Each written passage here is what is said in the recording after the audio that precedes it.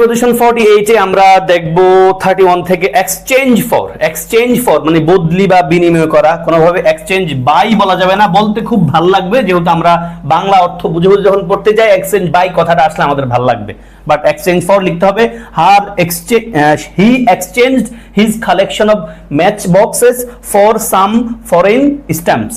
তাহলে কি লিখতে হবে ভাই? এক্সচেঞ্জ ফর, এই যে exchange for some foreign stamps, কোনোভাবে বাই বলা যাবে না।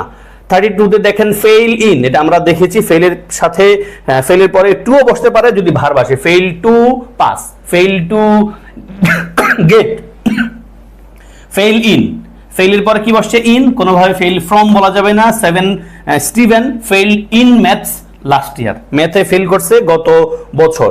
আমরা 33 দেখি ফুল অফ মানে পরিপূর্ণ ভরা টইটম্বুর, কোনোভাবে ফুল উইথ বা ফ্রম বলা যাবে না, বাক্যটা হবে কি? The jar was full of oil, জারটা ওয়েল দ্বারা পরিপূর্ণ, ফুল অফ ওয়েল, তবে ফিলের পরে কিন্তু উইথ বসে, বাক্যটা দেখেই বুঝবেন। Then fill the glass with water, পানি দ্বারা পরিপূর্ণ করছে। And then get rid of, একটা কমন এক্সপ্রেশন আমরা ইউজ করি ভাই, গেট রিড অফ অর্থ কি? নিষ্কৃতি পাওয়া, অব্যাহতি পাওয়া। I will be glad to get rid of him, আমি তার কাছ থেকে মুক্তি পাইতাম, ভালো লাগতো, এটা বোঝাচ্ছে আর কি। দেন গ্ল্যাড মানে কি ভাই? খুশি বা আনন্দিত হওয়া। গ্ল্যাডের সাথে আমরা প্রিপোজিশন কি লিখি?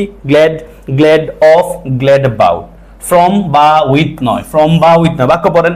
ফ্র্যাঙ্কিজ was glad of receiving your letter, glad of অথবা গ্ল্যাড অ্যাবাউট। এবং আমরা অবশ্যই গ্ল্যাড এট ব্যবহার করি ফলাফল, দেখেন লেখা আছে ফলাফল বা রেজাল্টে খুশি বোঝাতে আমরা গ্ল্যাড এট লিখি। He is glad at having received a good mark. Okay, and then আসেন 36 গুড এট ভালো বা দক্ষ, যোগ্য বোঝাতে আমরা গুড এট লিখি, কোনোভাবে গুড ইন লিখতে পারবেন না, যদি আমাদের মুখে অটোমেটিকলি ভাই গুড ইন চলে আসে, যেহেতু আমরা বাংলায় পড়তে চাইলে বাংলার মতো করে যখন ধরে পড়ি গুড ইন ম্যাথস বলতে ভালো লাগবে, বাট সাবধান, গুড এট। এবং শুধু এটা না, হ্যাঁ, কেউ যদি ব্যাড হয়, ক্লেভার হয়, কুইক হয়, স্লো হয়, এদের পরও কিন্তু এট বসে। উইকের পরে শুধু ইন বসবে, শুধু উইক এরপরে ইন বসবে। He is weak in grammar, এছাড়া bad, clever, quick, good, slow এরপরে কি বসবে ভাই? এট বসবে। এবং he is good in class বলা যাবে, বাক্যের অর্থ তখন এরকম যে সে ক্লাসে ভালো আচরণ করছে, ক্লাসে তার আচরণ ভালো, তাহলে হি ওয়াজ গুড অথবা হি ইজ গুড ইন ক্লাস, মানে সে ক্লাসে ভালোই থাকে, এটা বোঝাচ্ছে।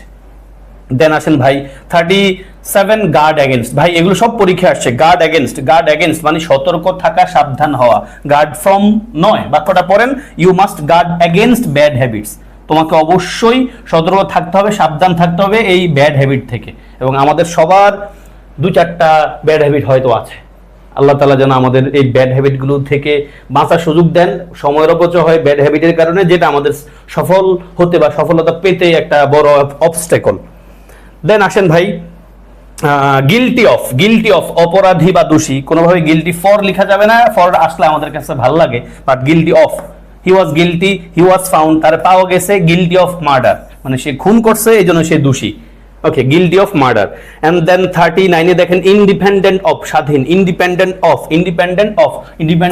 ফ্রম না, কিন্তু কি? Claire is independent of her parents, Claire's independent of her parents, এখানে ইন্ডিপেন্ডেন্ট শব্দের অবশ্যই অ্যাডজেক্টিভ, ক্লেয়ার ইজ আছে এখানে, Claire is independent of her parents, independent of. আমরা বলি ডিপেন্ডেন্ট মানে নির্ভরশীল, অথবা ডিপেন্ড ভার্ব বা আকারে ডিপেন্ড অন, আর ডিপেন্ড শব্দের অ্যাডজেক্টিভ হলো ডিপেন্ডেন্ট, নির্ভরশীল বা অধীন, এরপরে অন বসে।